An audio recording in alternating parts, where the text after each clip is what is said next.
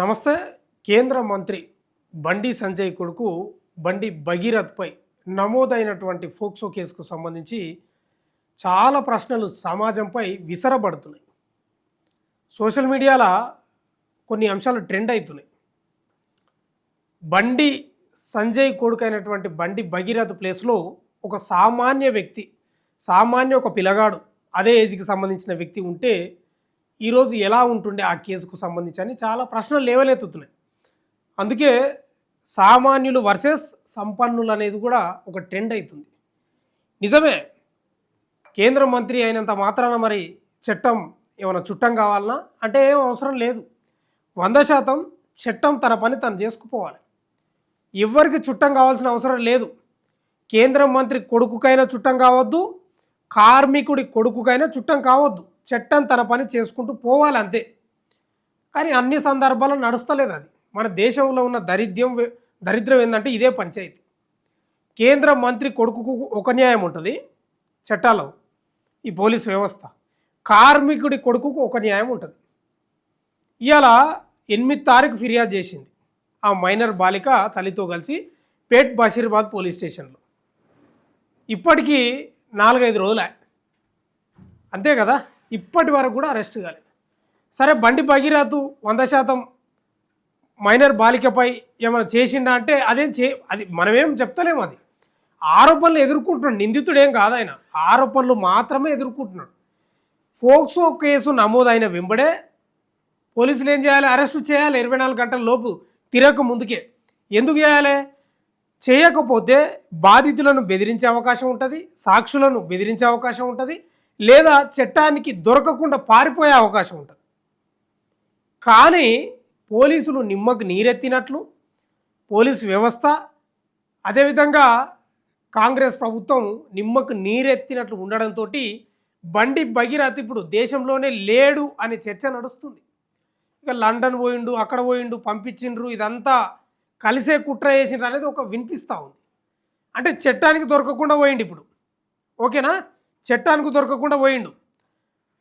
బాధితులకు బెదిరింపులు already start అయినాయని ఆమె ఫిర్యాదులనే పేర్కొన్నది. సాక్షులను కూడా బెదిరించే అవకాశాలు నడుస్తూ ఉన్నాయంట ఇప్పటికి కూడా. మరి ఏంది ఇది వ్యవస్థ? అదే అంటున్నా, సామాన్యులకోటి సంపన్నులకు ఎందుకు అంటున్నా. అయితే ఒక ప్రశ్న ఇలాంటి టైంలోనే మనకు సమాజం మీద విసరపడుతుంది. ఇదే ప్రశ్న, కేంద్ర మంత్రి కొడుకుకు ఓ న్యాయం, ఓకేనా? కేంద్ర మంత్రి కొడుకుకు ఓ న్యాయం, కార్మికుడి కొడుకుకు ఓ న్యాయమా? మీరే చెప్పాలి. ఫోక్సో కేసు నమోదైంది ఎప్పుడు? 8 తారీఖు అర్ధరాత్రి. ఇంతవరకు అరెస్ట్ ఎందుకు కాలేదు? పోలీసులు అరెస్ట్ చేసి దర్యాప్తు ప్రారంభించాలి కదా. ఆ మైనర్ బాలిక యొక్క మెజిస్ట్రేట్ ముందు రికార్డ్ చేయాలి కదా. ఎందుకు చేయలేదు? అదే ఇవాళ ప్రశ్న ఏంటంటే, బాలేదు వ్యవస్థ. మనం ఏదో డైలాగులు కొడతా ఉంటారు, చట్టం చుట్టం కాదు ఎవరు, కానీ ఎవరు కొడతారు? అది రాజకీయ నాయకులు కొడతారు. ముఖ్యమంత్రి రేవంత్ రెడ్డి కూడా ఏం చెప్తా ఉన్నాడు, మీరు మాట్లాడినంత మాత్రాన అయిపోతుందా? రాత్రికి రాత్రి అయిపోతుందా? మీరు మైకుల ముందు మాట్లాడిన మాత్రాన చర్యలు తీసుకుంటారా? వ్యవస్థ ఉంది కదా, దర్యాప్తు జరుగుతుంది కదా అంటున్నాడు.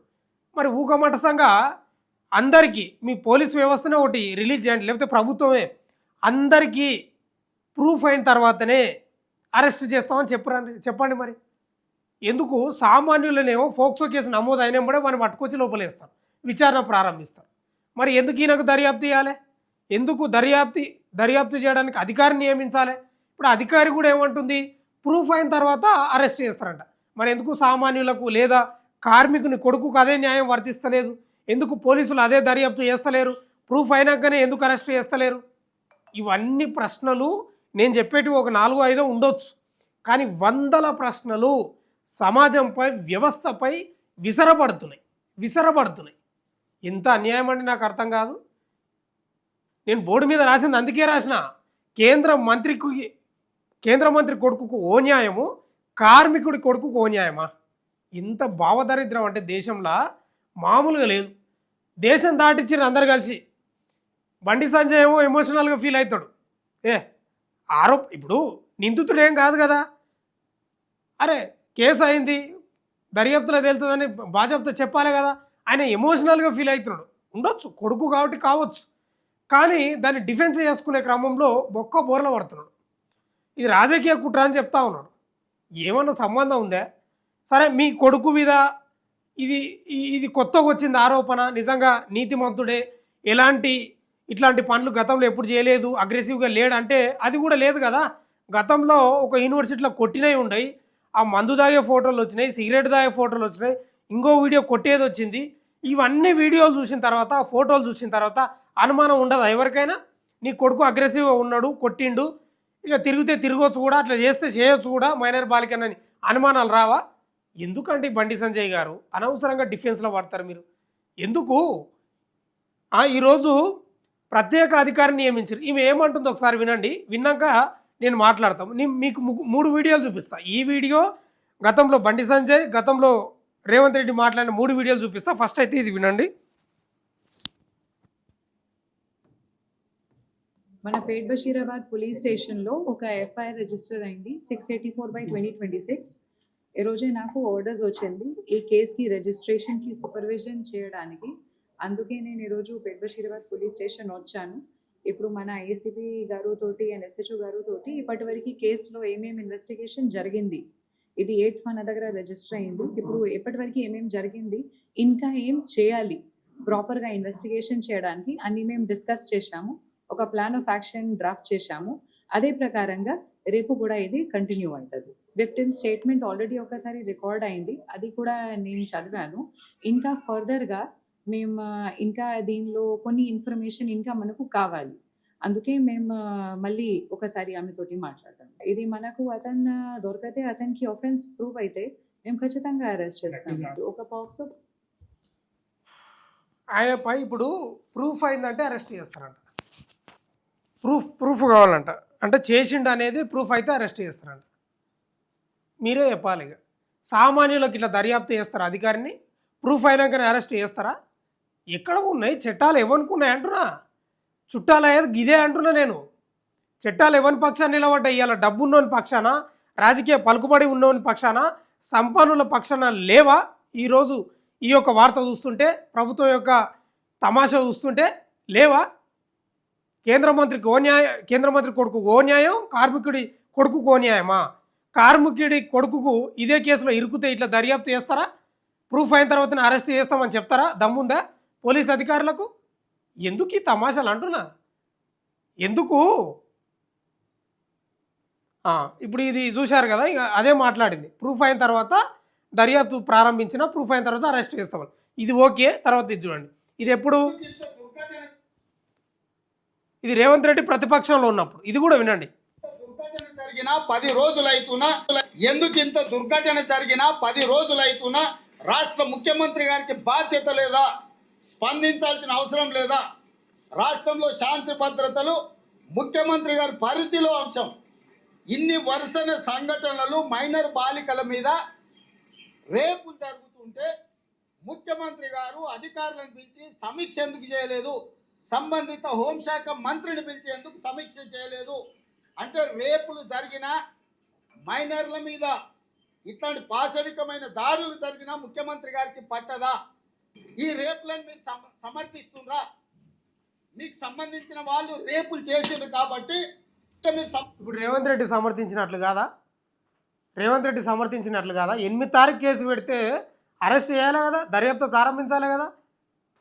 ఆ విచారణ అధికారి పేట్ బషీరాబాద్ పోలీస్ స్టేషన్లో పోయి ఏ సెక్షన్లు పెట్టినరు, అసలు ఏం జరిగింది, ఏం కథ అని ఆ ఫైల్ మొత్తం తీసుకొని ఎఫ్ఐఆర్ కాపీకి సంబంధించి అప్పుడు దర్యాప్తు చేసి ప్రూఫ్ అయితే అరెస్ట్ చేస్తారంట. రేవంత్ రెడ్డి కాపాడుతున్నట్లు అనిపిస్తలేదా? ఇది బండి సంజయ్ రేవంత్ రెడ్డి కుమ్మక్క అయినట్లుగా అనిపిస్తలేదా? బండి సంజయ్ వీడియో కూడా చూడండి. ఇక అమ్మాయి స్టేట్మెంట్ రికార్డు చేయాల్సిన బాధ్యత పోలీస్ అధికారుల మీద ఉంది. మరి ఎందుకు రికార్డు చేయించలే? దేశ వ్యాప్తంగా చర్చించుకుంటారు. వేరే దేశం నుంచి వచ్చి అత్యాచారం చేసి నాకు అర్థం కాలేదు. ఉగ్రవాదులు తీవ్ర వచ్చి అత్యాచారం చేసిరా? చూసిండ్రా? 3 విన్నారు కదా. రేవంత్ రెడ్డి ప్లస్ బండి సంజయ్ గతంలో మాట్లాడిన మాటలు, తర్వాత పోలీస్ అధికారి మాట్లాడిన మాటలు. ఇప్పుడు చట్టాలు ఎవరి పక్షాన ఉన్నాయో మీరే చెప్పాలి. 100% చట్టాలు వాళ్ళకు చుట్టాలే. ఇవాళ సామాన్యుడు అదే ప్లేస్లో ఉంటే ఇవాళ బొక్కలో ఉంటుండే, పోయి దర్యాప్తు ప్రారంభిస్తుండే. బాలేదు వ్యవస్థ మనం అనుకుంటాం కానీ బాలేదు. కార్మికులకు ఓ న్యాయం ఉంటుంది, కేంద్ర మంత్రులకు ఓ న్యాయం ఉంటుంది. 100% ఇది. ఇలా అందరూ కుమ్మక్కై బండి భగీరథను దేశం దాటిచ్చిండ్రు అనే వార్తలు వస్తున్నాయి. 100%. ఆమె డీసీపీ ఏమంటుంది, రితిరాజు ఫోన్ స్విచ్ ఆఫ్ ఉంది, అందుబాటులో లేడు, ఏడున్నాడు అర్థమైతే లేదు, దర్యాప్తు కొనసాగిస్తున్నామని చెప్తా ఉన్నారు. 100% వ్యవస్థలు కుళ్ళిపోయినాయి. సామాన్యుల పక్షాన, కార్మికుల పక్షాన, నోరు లేనోళ్ళ పక్షాన లేవు. 100% నేను బోర్డు మీద రాసిందే నిజం. మీరు ఏమనుకున్నా సరే బండి భగీరథను తప్పించడానికి ఈ కేసు నుంచి విశ్వ ప్రయత్నాలు చేస్తున్నారు. తెలంగాణ సర్కార్ అనుకోండి, సర్కార్ చెప్పినట్టు పోలీసులు నడుచుకుంటున్నారు. బండి సంజయ్ కూడా అదే పాత్రలో ఉన్నారు. ఎట్లా ఆడిస్తే అట్లా ఆడుతున్నారు. ఇవాళ బండి సంజయ్ కేంద్ర మంత్రి హోదాలో ఉన్నాడు కాబట్టి బెదిరించే అవకాశం 100% ఉంటుంది. ఆల్రెడీ బెదిరింపులు స్టార్ట్ అవుతాయి. ఆయన బర్తరఫ్ చేయాలని డిమాండ్లు కూడా వస్తున్నాయి, రాజీనామా చేయాలనే డిమాండ్లు వస్తున్నాయి. అవన్నీ ఏం జరుగుతలేవు. అందుకే వ్యవస్థ బాగాలేదు, అస్సలు బాగాలేదు, 100% బాగాలేదు. ఇవాళ ఉత్త ఆరోపణలు వేస్తేనే లోపలేస్తారు. అలాంటిది ఆయన వ్యక్తిత్వం ఏందో బండి భగీరథది గతంలోనే వచ్చినాయి. దానిని బేస్ చేసుకొని కూడా అరెస్ట్ చేయలేదంటే వ్యవస్థ ఏ స్థాయికి దిగజేరిందో మనం అర్థం చేసుకోవాలి. రేవంత్ రెడ్డి శుద్ధపూస మాటలు మాట్లాడింది తప్ప ఆయన ముందలబడి ఈ కేసుకు సంబంధించి నిజాయితీగా దర్యాప్తు చేస్తున్నట్లు ఏం లేదు. మీరు ఒకటి గమనించాలి, దర్యాప్తు అధికారిని నియమించినంటేనే ఈ కేసు నీరు గారే ప్రయత్నంలో 100% ఉందనేది స్పష్టంగా అర్థమవుతుంది.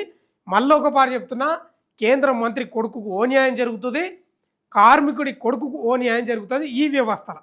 చూస్తూనే ఉండండి మన తొలి వెలుగు.